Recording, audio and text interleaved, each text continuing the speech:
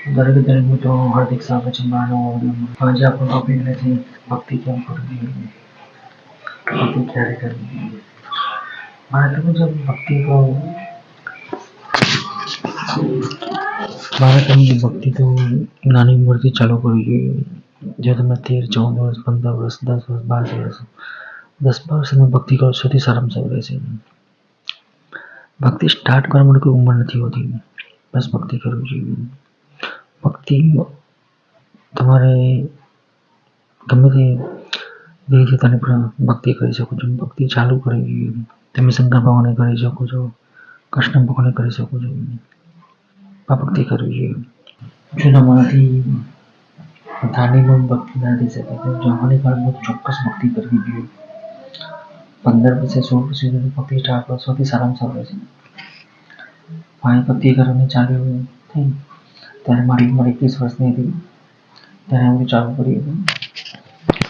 પણ અફસોસ થઈ ગઈ કે હવે શું થયું છે કે નાની ચાલુ કર્યું હતું સારું 21 વર્ષ સ્ટાર્ટ કરી 4-5 વર્ષ સમજવાનું લાગ્યું અને બાકીના બધા વર્ષોમાં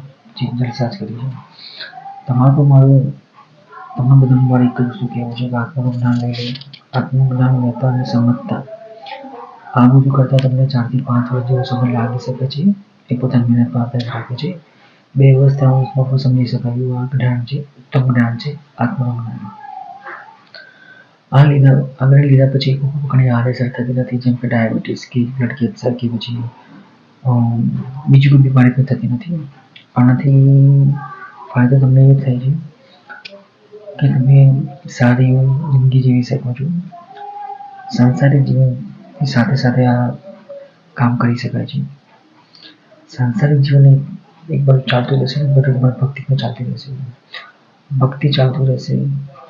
બધા કર્મો પણ થશે